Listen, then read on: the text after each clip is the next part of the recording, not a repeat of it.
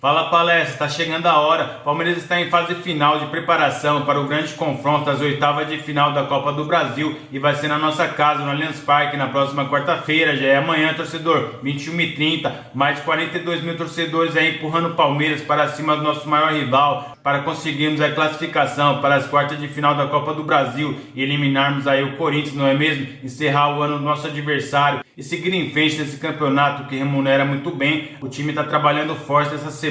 Abel Ferreira está empenhado em tentar conseguir isso. Ele está procurando aí achar a melhor formação inicial do Palmeiras, encher os olhos da torcida e desclassificar nosso maior rival na próxima quarta-feira. Eu separei aqui um corte da programação do All Sport com de primeira, excelente programa, onde o PVC e o André Hernan trouxeram todas as notícias, fizeram uma grande análise aí desse derby, Corinthians e Palmeiras, Palmeiras e Corinthians. Créditos eu vou deixar aqui na descrição, pessoal. Lembre-se de deixar o seu like para me dar uma força e também me apoiar. Então vamos para o programa. Voltamos para falar de mercadão, hein? De contratações do mercado da bola. Eu sigo aqui dando uma olhadinha no nosso chat. Deixem likes, galera da TV também pode deixar o like. Se a Rascaeta por aqui pergunta se estamos prontos para o jogo de amanhã. Eu tô um pouco preocupado, eu confesso, viu? Mas... E o House dos achadinhos. O Kelvin pode aparecer no bid para jogar contra o Corinthians? Então a gente vai atualizar tudo isso aí. André Hernan, fala. Sua coluna no mercado da bola, hein? Kelvin e Giai, como é que esses dois jogadores aí se complementam? O Kelvin foi anunciado ontem, né? Como é que o Palmeiras está vendo aí esses dois jogadores? A gente está vendo aí já o título da coluna. Palmeiras vê Kelvin e Giai se complementando na disputa por posição. Como é que o Abel pensa, né, em utilizar esses dois jogadores, como eles podem ser úteis para a equipe do Abel Ferreira no Palmeiras? O bastidor dessa negociação foi assim... É um jogador que tem passagens por seleção de base, tem passagem pelo Atlético Paranaense.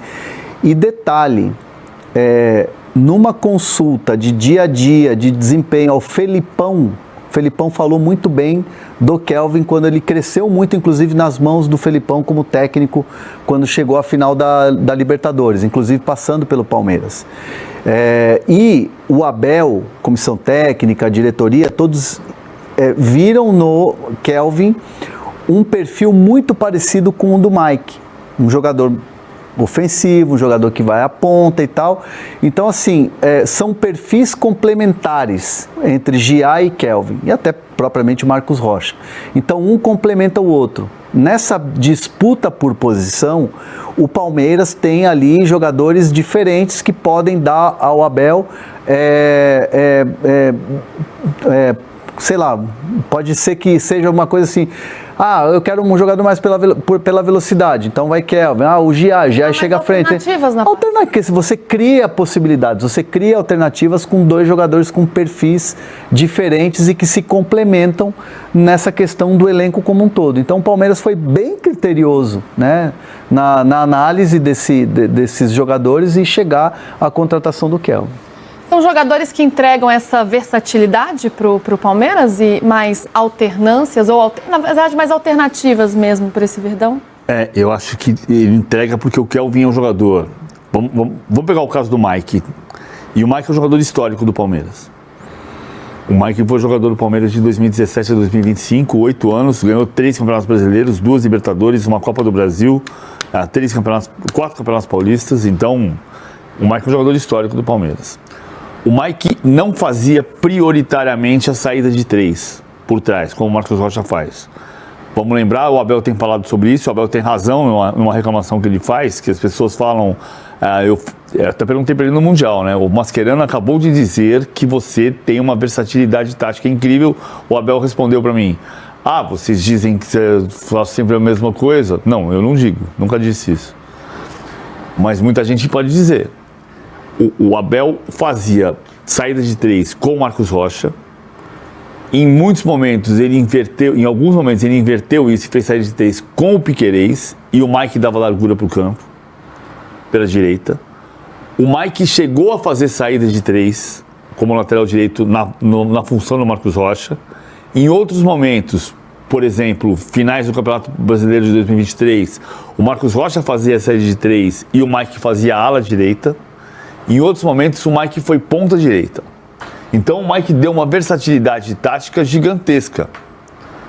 O Kelvin não é igual ao Mike, O Kelvin não é o dublê do Mike, mas o Kelvin vai fazer a função do lateral que dá largura para o campo, como hoje está fazendo o Giai. O Kelvin pode ser trabalhado para fazer saída de 3. O Kelvin já fez ala direita com 3 zagueiros atrás, então o Kelvin é mais parecido com o Mike do que o Marcos Rocha. Mas ele pode ser trabalhado para fazer saída, porque o Marcos Rocha, que é um grande lateral, mas que está mais perto do final da carreira do que do começo, o Marcos Rocha foi um lateral muito ofensivo no Atlético, foi também um lateral muito ofensivo no Palmeiras do Cuca, por exemplo, em 2016, mas ele virou o homem da saída de 3.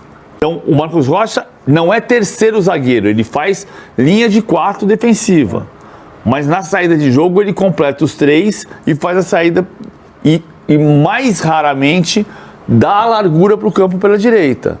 O Kelvin pode fazer tudo que o Mike fez, mas ele vai ter que aprender a fazer a saída de 3, que não é tanto a prioridade dele. E o Marcos Rocha, aliás, tem contrato até o fim do ano, né? Vocês imaginam uma permanência dele no... O Palmeiras só vai decidir, os jogadores que estão em fim de contrato, só vai decidir no fim do ano, mais pro fim do ano, mais pro fim da temporada. Tem sido assim nos últimos anos com alguns atletas, e o Mike só aceleraram o processo e ofereceram para ele mais um ano de contrato porque ele apresentou uma oferta do Santos para um pré-contrato e depois, posteriormente, chegou o Grêmio. Mas essa conversa com o Santos, ela começou em maio e o Palmeiras falou, não, vamos para o Mundial, depois a gente retoma. E aí só por isso que o Anderson Barros ofereceu um ano de contrato, com o aval do Abel, evidentemente, pro Mike. Mas no caso do Marcos Rocha, só no final do ano, ou perto pro final do ano, vai se tomar uma decisão se renova por mais um ano ou se faz aquela homenagem e encerra o ciclo. A mesma coisa vai valer pro Lomba, pro Marcelo Lomba. Tem sido assim, o Palmeiras culturalmente tem tido essa atitude de não antecipar as coisas e simplesmente esperar o final do ano. E terminar esses ciclos desses atletas que foram ciclos muito vitoriosos de uma forma bonita, né? Sim, tirando alguns homenagem. Jogadores que acabaram o Dudu, brigando, o Dudu e tal, diferente. Mesmo o Rony, né? Mas o Rony teve uma homenagem legal no Galo e Palmeiras. A Leila, inclusive, procurou o Rony, né, para fazer essa homenagem. Vai cutucar o Dudu, tô brincando. Pode até ser, mas assim, mas o Rony entendeu e falou, o Rony ficou muito feliz com essa. Eu falei com o Rony um dia antes e ele estava muito feliz com essa homenagem que o Palmeiras ia fazer. Né? Ele falou, agora sim, completa o ciclo e tal. O Rony sabe que recebeu crítica da torcida, ele sabe que no final dos últimos dias dele do Palmeiras, últimos jogos, ele estava já num limite, mas ele não guarda mágoa nenhuma, ele guarda um carinho gigantesco pelo Palmeiras e ele ficou feliz com a homenagem. Muito merecida essa homenagem que o Palmeiras fez para o Rony, torcedor. Isso porque foi um jogador que saiu pela porta da frente do Palmeiras, maior artilheiro da história do Verdão na Libertadores, e isso não é pouca coisa não, viu? Um jogador que honrou a camisa do Verdão e vai ter sempre as portas abertas aqui no Palmeiras pro Rony. É legal, né? Ver um ciclo vitorioso, bonito, se encerrar de uma forma respeitosa, enfim, é legal. E agora outros estão chegando, escrevendo uma nova história aí no Palmeiras.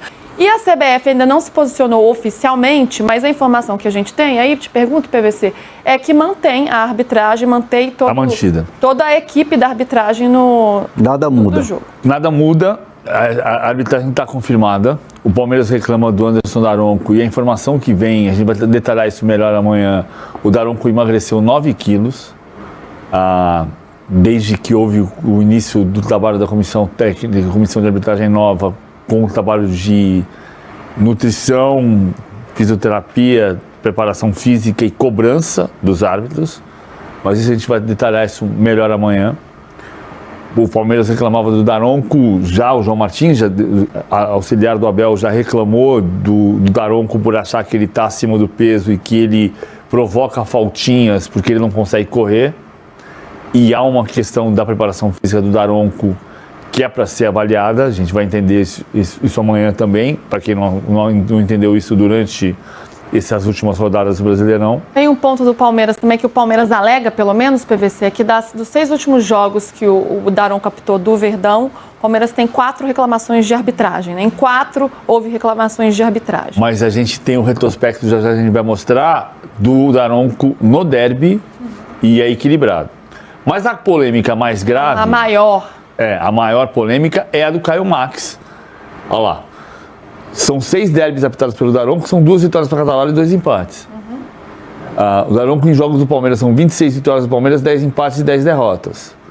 No Corinthians, 17, 14 e 12. Proporcionalmente até melhor pro Palmeiras do que pro Corinthians. Mas não é isso que tem que se avaliar. É isso que eu ia falar. É um número assim que não tem que dizer nada. Não tem que dizer nada. Porque não importa quantas vitórias o time teve. Se o time é muito melhor que o outro, vai ganhar todas. Até porque o Daronco captou o primeiro derby em 2017. De 2017 pra cá, o Corinthians não foi mais campeão brasileiro e o Palmeiras foi campeão brasileiro 3 vezes. Então, você a questão é o quanto a arbitragem dele interferiu no jogo ou se ele cometeu erros de arbitragem que prejudicaram a partida. Exatamente. Agora, se um time é melhor que o outro, ele pode apitar 10 vitórias para um time. É só uma noção, porque já que você está falando que o Daronco é ruim para esse ou é ruim para aquele, a gente está vendo os números dele nos dois lados e a gente está vendo que ele não é ruim para o Palmeiras. Né? E não é ruim no derby, são 2 vitórias para cada lado e 2 empates. Ponto, parágrafo. A polêmica maior é do Caio Max Augusto Vieira por causa de um suposto... uma suposta postagem do Caio Max no ano passado. Participação numa live. Numa live em que ele teria dito: o Corinthians tem mais que se... E isso foi desmentido em 2024.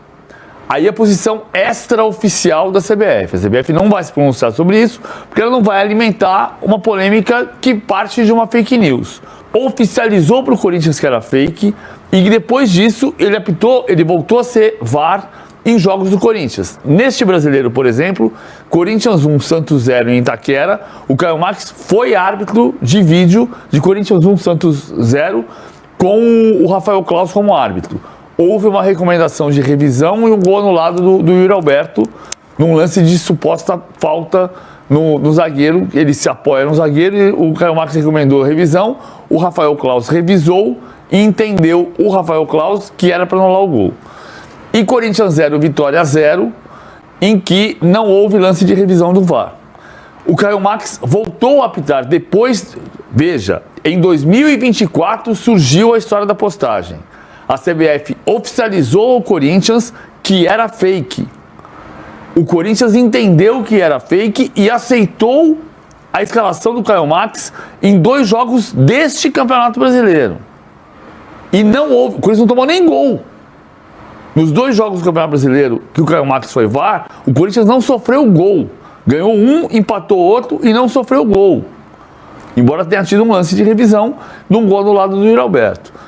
Então, assim, estamos partindo de uma premissa a partir do...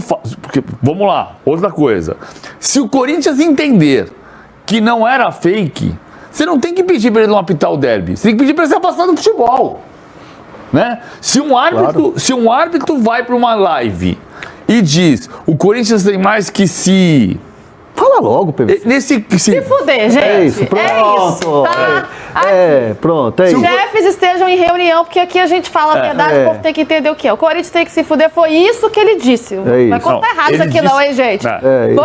Foi isso que ele não disse. Tem esse risco também, né, Renan? Vocês não vão contar isso aqui errado. Eu vou pegar esse corte aí. Foi isso que ele não disse. Deixa eu me explicar aqui, senão eu já me conto errado. Eu estou reproduzindo a alegação do que o árbitro teria.